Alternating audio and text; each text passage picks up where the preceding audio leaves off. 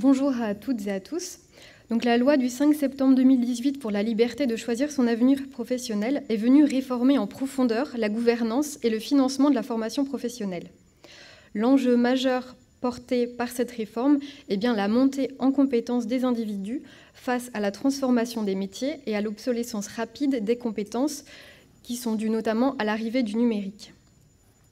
Pour y arriver, il faut lever les freins et se donner les moyens de créer cet espace d'émancipation qui permettra à chaque individu de choisir librement son avenir professionnel. Quelques exemples de mesures emblématiques portées par cette réforme, c'est notamment la transformation de l'accès au compte personnel de formation et des modalités de son utilisation. Vous avez dû entendre parler de l'application mobile dédiée au compte personnel de formation qui a été lancée à la fin du mois de novembre. La nouvelle dénomination du plan de formation qui devient également le plan de développement des compétences et également le changement d'acteur ou du rôle des acteurs avec la création de France Compétences, qui est une autorité nationale de financement et de régulation de la formation professionnelle et de l'apprentissage. Les branches professionnelles qui se voient désormais confier la responsabilité de l'apprentissage. Et vous connaissiez les OPCA, désormais ce sont des OPCO, et ce sont désormais les nouveaux financeurs des contrats d'apprentissage. Donc on en arrive à l'apprentissage et à cette réforme majeure qui a été opérée par cette loi du 5 septembre 2018.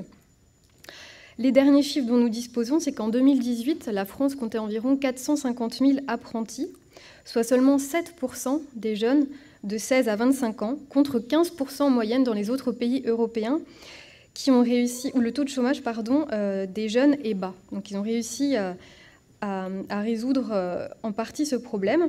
Or, on le voit, l'apprentissage est un excellent moyen pour s'insérer sur le marché du travail, puisque dans les 7 mois qui suivent la fin d'un contrat d'apprentissage, 7 apprentis sur 10 trouvent un emploi, dont 60% en CDI. Pour relancer son développement et faire de l'apprentissage une voie d'excellence, la loi a posé 4 grands principes. La libéralisation du marché, c'est-à-dire la suppression de l'autorité administrative pour ouvrir un centre de formation par apprentissage, mais également la refonte du mécanisme de financement, puisqu'on passe d'un financement par une subvention qui était auparavant versée par le conseil régional à un financement à l'activité, c'est-à-dire un contrat correspond à un financement. C'est également la création d'une aide unique à l'apprentissage. Auparavant, on était sur un système de 4 aides différentes. Là, le législateur a souhaité simplifier les choses pour les employeurs et a mis en place cette aide unique. Enfin, la flexibilisation du contrat d'apprentissage a été opérée par cette réforme, puisque la limite d'âge a été repoussée à 29 ans désormais, contre 25 ans auparavant. La durée minimum du contrat d'apprentissage a également été abaissée à 6 mois contre 1 an dans le précédent système. Et également des évolutions qui concernent le mode de rupture des contrats d'apprentissage avec l'instauration du licenciement par l'employeur et de la démission pour l'apprenti. Donc voilà une présentation rapide des principales évolutions de l'apprentissage qui vont être explicitées plus longuement au cours de notre séquence de cet après-midi. Merci Caroline. Alors je vais inviter à cette première table ronde Maxime et Peggy. Et Michel, mais bon, Michel nous suit en visioconférence. Je vous en prie. Voilà, donc on va commencer par l'intervention de Michel, qui est en visioconférence, je le répète, sur effectivement les 4 piliers de la réforme. Bonjour à tous. Alors, une présentation sur ce que la ministre a souvent évoqué lors des débats parlementaires comme étant une réforme du système, une réforme systémique de l'apprentissage. Donc l'idée de ce temps est de vous présenter les 4 piliers sur lesquels les pouvoirs publics ont agi de concert en même temps. Voilà, c'est ce qui fait aussi la complexité de cette réforme. C'est que les 4 points que j'ai évoqués sont à réformer au même moment avec des dates d'application toutes identiques. Donc voilà, ce qui fait que voilà, on est encore une fois sur un mouvement de fond de la réforme. Donc les points que j'ai évoqués concernent tant des modifications sur la gouvernance que sur le financement de l'apprentissage, que sur le statut des apprentis et l'offre de formation en apprentissage. Voilà, donc j'ai détaillé par quelques illustrations chacun de ces points-là pour bien montrer, encore une fois, la volonté de réforme systémique de l'apprentissage portée par la loi de 2018. Alors, concernant la gouvernance, deux points majeurs qu'il faut retenir au titre de la gouvernance. C'est d'abord le transfert de la compétence du développement de l'apprentissage aux branches professionnelles. Alors ça, c'est un point fondamental.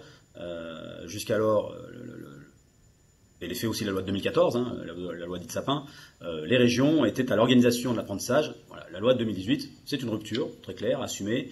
La compétence du développement relève des branches professionnelles. Je vous donne deux petits exemples d'intervention des branches professionnelles et qui les posent comme étant l'acteur du développement de l'apprentissage en France. C'est leur intervention dans la définition des niveaux de prise en charge, qui sont voilà, un point très important dans les maquettes financières, dans les financements de l'apprentissage et des CFA. Voilà, désormais, ces niveaux de prise en charge sont décidés par diplôme par les branches professionnelles.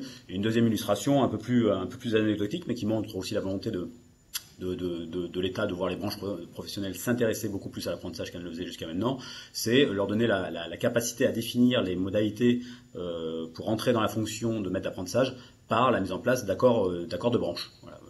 Deux illustrations rapides de la volonté de voir les branches s'impliquer désormais dans l'apprentissage. Et donc, par voie de conséquence, les régions se voient confier une compétence, alors ça c'est en termes constitutionnels, dite résiduelle, ça ne veut pas dire qu'elle n'est pas importante, hein, voilà, elle garde une compétence en matière de développement de l'apprentissage, de financement de l'apprentissage, mais dans un segment bien identifié, et ce segment c'est au titre du développement économique et de l'aménagement du territoire. Voilà, donc les régions, sur ce champ-là du développement économique et de l'aménagement du territoire, pourront abonder les financements des CFA, ainsi que les financements aussi bien au titre du fonctionnement des CFA que de leur investissement. Et voilà, ça se fait dans cette mire qui consiste à faire du développement économique et de l'aménagement du territoire. Bon, voilà pour les points concernant la gouvernance. Sur le financement de l'apprentissage, ça c'est le deuxième pilier de transformation de la réforme. Alors le changement essentiel et fondamental, c'est voilà, la maquette est totalement revue.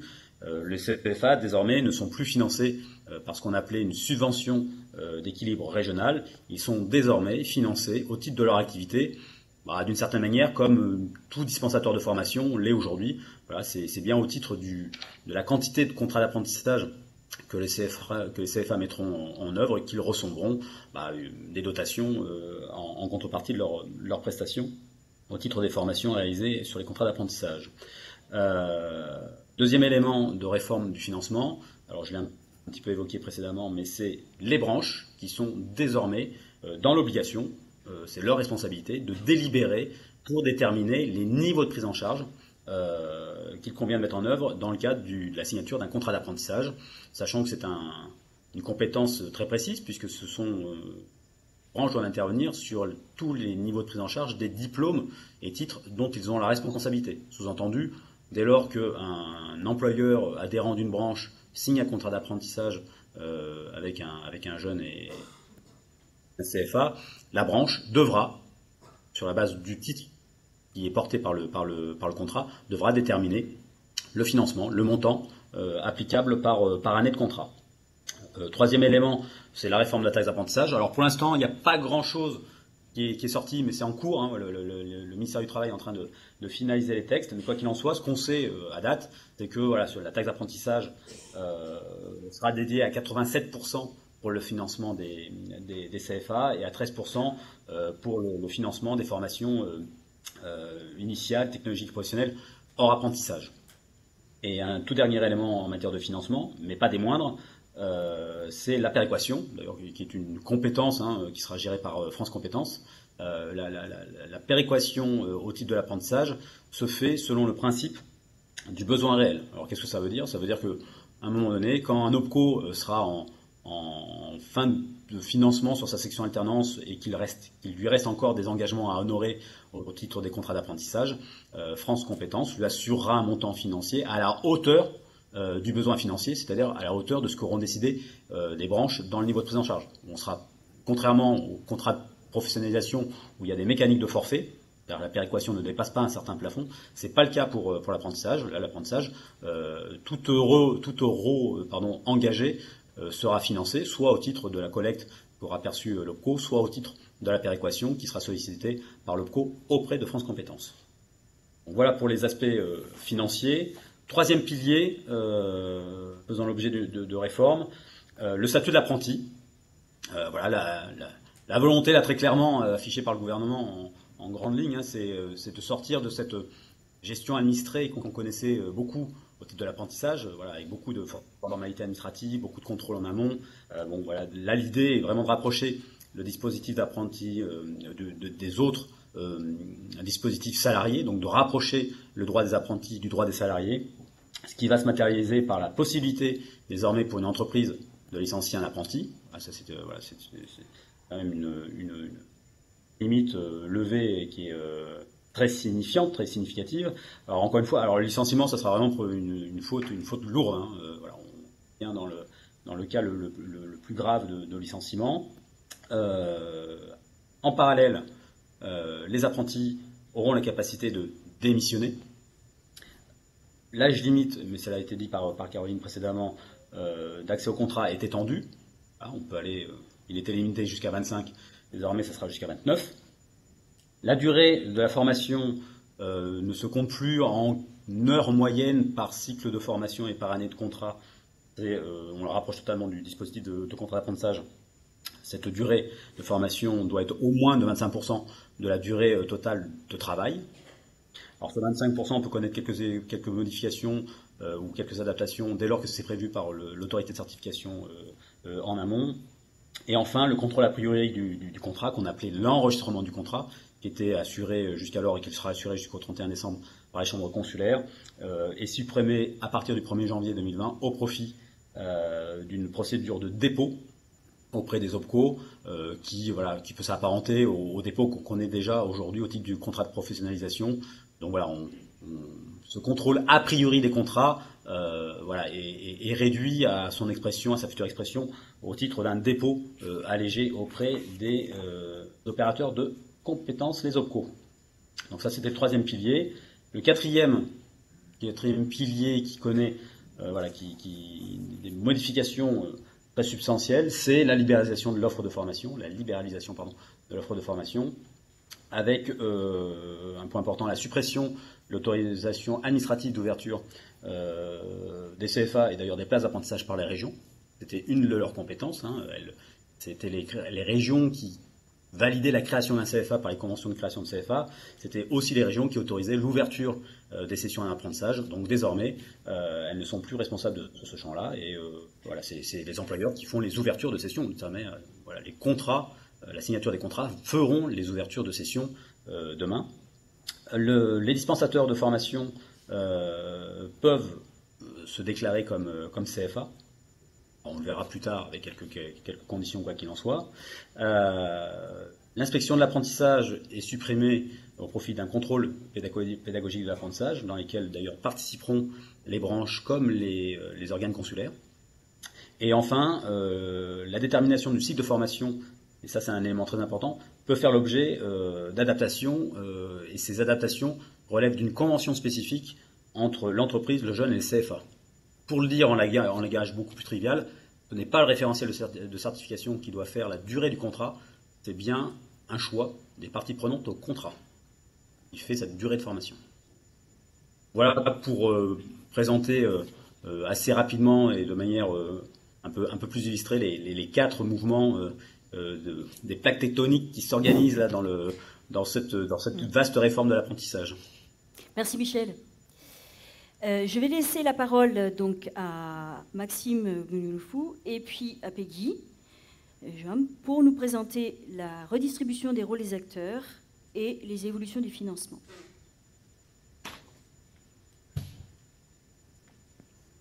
Donc Peggy va commencer, suivi de Maxime. Alors, Peggy va déjà essayer d'utiliser correctement la zapette. Je vais essayer d'aller dans le bon sens. Et il faut appuyer 2 fois. Voilà, donc effectivement, avec Maxime, on va vous parler un petit peu de la redistribution et du rôle des acteurs dans cette formation. Donc, on vous a fait un petit schéma. Donc, vous pouvez voir au centre France Compétences, qui est le nouvel établissement public qui a été mis en place au 1er janvier 2019. Et France Compétences, comme l'a expliqué un petit peu Caroline tout à l'heure, il va réguler, coordonner, contrôler, évaluer tout ce système de la formation professionnelle et de l'apprentissage. France Compétences va également gérer le budget de la formation professionnelle, puisqu'il va allouer aux nouveaux acteurs les fonds collectés pour la formation professionnelle et l'apprentissage pour le financement des différents dispositifs. Alors, dans ces acteurs, on peut voir, il y a les organismes qui sont habilités pour le conseil en évolution professionnelle. Donc, pour rappel, le conseil en évolution professionnelle, un dispositif d'accompagnement gratuit, personnalisé, qui est proposé à toutes les personnes qui veulent faire le point un petit peu sur leur situation professionnelle. France Compétences va également allouer des fonds alors je ne sais pas comment on dit, si on dit CEPIR ou SPIR, voilà, en tout cas qui a remplacé le fonds GESIF, et qui assure la gestion et le financement des... J'ai un trou de mémoire. Des contrats de... Oui, les SPIR, qui assure le financement du nouveau dispositif qui se substitue au CIF, voilà, les projets de transition, pardon. Ensuite, l'État. L'État est soutenu pour le financement du plan investissement compétences, les régions, pour le financement des CFA, la CDC, la Caisse de dépôt et de consignation, donc, qui se voit confier la gestion et le financement du CPF, et les OPCO qui ont remplacé les OPCA. Donc, les OPCO qui ont pour mission maintenant d'assurer le financement des contrats d'alternance, professionnalisation et apprentissage selon les niveaux de prise en charge qui ont été définis par les branches professionnelles. Les OPCO ont également une mission d'appui technique aux branches professionnelles pour établir tout ce qui est GPEC, pour déterminer, les accompagner dans la détermination des niveaux de prise en charge des contrats d'apprentissage et de professionnalisation. Les OPCO vont également les accompagner dans leur mission de certification, notamment pour construire les référentiels de certification. Les OPCO ont un rôle pour favoriser la transition professionnelle des salariés et vont continuer d'assurer un service de proximité auprès des petites et moyennes entreprises et continuer à financer, alors plus le plan de formation, mais plutôt maintenant le plan de développement des compétences pour ces entreprises de moins de 50 salariés. Je laisse la parole à... Merci Peggy. Bonjour à toutes et à tous. Donc dans la continuité de... je pense que je vais avoir le même problème que toi au niveau de la zapette. On y est. Voilà. Donc dans la continuité de ce que tu as expliqué, alors c'est vrai que par rapport à la redistribution du rôle des acteurs, c'est assez compliqué, dans le sens où c'est une réforme qui a généré beaucoup de changements et encore beaucoup d'interrogations sur le sujet. Mais aujourd'hui, donc France Compétences, donc, qui est la nouvelle instance, comme tu l'as dit, publique dessus, reprend, on va dire, c'est une agrégation un peu de l'ancien FPSPP, vous avez connu, du COPANEF, de la CNCP, notamment, mais également du CNEFOP. Alors, on est sur des missions de niveau, donc avant tout, sur des missions qui vont consister donc à établir donc le RNCP et le répertoire spécifique, mais également une mission sur la régulation de la qualité et les coûts de formation. Donc vous avez eu l'occasion notamment de le voir par rapport à toute la négociation sur les coûts contrats, qui d'ailleurs donc génère encore beaucoup d'interrogations de la part de certains CFA. Donc on est sur un rôle de financement de la part de France Compétences, de régulation, de coordination, mais également de contrôle et d'évaluation du système de formation professionnelle ainsi que de l'apprentissage. Concernant donc le fonctionnement, alors jusqu'ici, c'est vrai qu'on avait un rôle de collecteur qui était bien connu de tous, sachant que maintenant, au niveau de l'URSSAF, alors je pense que vous avez suivi un peu l'actualité ces derniers temps, donc qui a vu le calendrier légèrement décalé du coup, puisque l'URSSAF était censé reprendre la main à partir du 1er janvier 2021, donc ça a été repoussé d'1 an, ce qui fait donc qu'on va assurer pendant 1 an supplémentaire, donc la collecte qui était prévue par l'URSSAF. Au niveau du financement, comment ça se passait concrètement? Donc l'URSSAF, à partir du 1er janvier 2022, va jouer ce rôle de collecteur pour France Compétences, qui lui ensuite, derrière, va avoir un rôle de redistribution par rapport à différentes instances, à savoir donc la Caisse des dépôts, notamment dans le cadre du CPF, qui à partir du 1er janvier prochain ne sera plus géré par les OPCO, mais également par rapport au CPF concernant donc les projets de transition professionnelle, le financement pour les demandeurs d'emploi, le CEP également, donc notamment pour tous les actifs occupés, la région évidemment donc concernant la majoration apprentissage, et enfin par rapport aux OPCO, donc on est directement concerné à 2 niveaux. Donc concernant, j'ai dit tout à l'heure, l'ancien plan de formation, qui est maintenant plan de développement des compétences pour les entreprises de moins de 50 salariés, puisqu'elles sont seules, du coup, éligibles au plan de développement de compétences, et également par rapport à l'alternance, donc aussi bien sur les contrats de professionnalisation que sur la partie apprentissage. Alors c'est vrai que c'est un nouveau mode de fonctionnement qui effectivement a généré beaucoup de changements, qui se met en place, et ça, je pense qu'on a aussi, nous, tout à apprendre dans ce nouveau organisation, d'autant plus que les choses ne sont pas encore figées. Donc il va probablement y avoir des changements à venir sur 2020, mais on sera là à ce moment-là, du coup, pour vous accompagner, notamment par rapport à ces changements qui pourraient intervenir. Justement, sur l'évolution du financement, Peggy? C'est à droite. On a compris ça, c'est à droite. Alors, au niveau des évolutions de financement, oui, par contre, il faut appuyer. Donc, je pense que vous l'avez tous vu, la contribution maintenant est une contribution unique pour les entreprises qui regroupe la contribution pour la formation professionnelle continue plus la taxe d'apprentissage. Les taux n'ont pas changé. Sur la formation professionnelle continue, on est toujours à 1% pour les entreprises de plus de 11 salariés et 0,55 pour les entreprises de moins de 11 salariés. Donc, avec un versement maintenant par acompte. Sur la masse salariale 2019, donc, les entreprises ont versé un acompte de 75% au 15 septembre 2019 et verseront le solde au 1er mars 2020. Sur la masse salariale 2020, donc, un acompte de 40% au 1er mars 2020, un acompte de 35% au 15 septembre 2020 et le solde en mars 2021. Et à partir de 2021, sur la masse salariale 2021, il y aura une collecte échelonnée qui sera versée à l'URSSAF, puisque pour la collecte sur la masse salariale 2019 et la masse salariale 2020, comme l'a précisé Maxime, ce sont bien les OPCO qui collectent, mais qui ne gardent pas. Au niveau de la taxe d'apprentissage, le taux lui-même n'a pas changé, 0,68% de la masse salariale, avec un découpage, donc 87% de la taxe qui est destinée au financement de l'apprentissage et une fraction égale à 13% destinée aux dépenses libératoires effectuées par l'employeur.